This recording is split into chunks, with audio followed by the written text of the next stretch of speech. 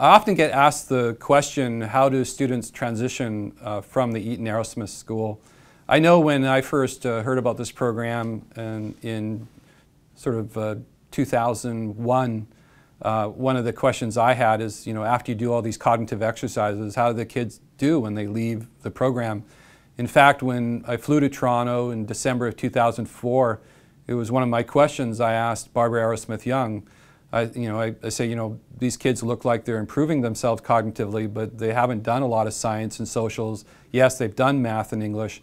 Is the transition difficult for them? And the reason I ask that question is because I'm in the model of education that says course material and sequentially presented course material is critical, so that you do science 7, grade 7 science, grade 8 science, you do socials 7 and 8, and if you miss any of them, you're in serious trouble, because without that content, you're going to fail the next grade.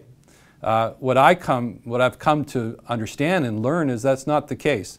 That you can in fact be in the Arrowsmith program for 3 to 4 years, in fact not have a science class or a social studies class, and be an A or B student once you leave.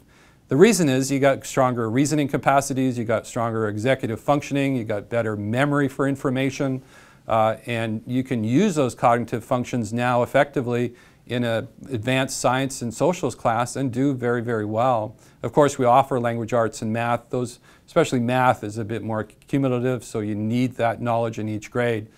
But not all the subjects. So when students are leaving Eaton Arrowsmith schools, we are watching to see what is their profile like. Have they completed their cognitive program?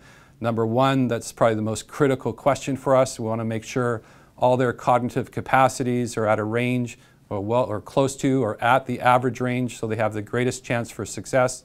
That's number one that we look at. We also ask the academic teachers in math and language arts, how are those students functioning in their classroom? Are they getting the content in math? Are they getting the content in language arts? We also look at them emotionally and socially. How are they socially? Are they more adjusted to peer relationships? Do they engage with peers relatively easy? Is it easier for them than when they came to Eaton Arrowsmith schools to form social relationships? And we know that matters in transition.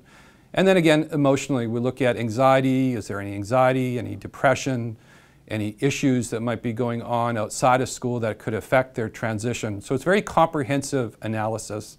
Once we've gathered all that data and that information, we look at school choices. We look at public and private schools. We look at large and small schools. We look at homeschooling. We look at distance education. And we say, what is the best match for that child? And we meet with the family and we discuss these options. Once those options are discussed, we actually go to the school and meet with the principal. If there's a counselor there, then we might meet with them or a teacher.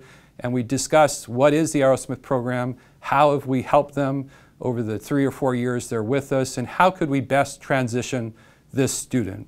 Now, when we look at the statistics in terms of transition success, I would say 7, 8 out of 10 students are showing very good transitioning capabilities.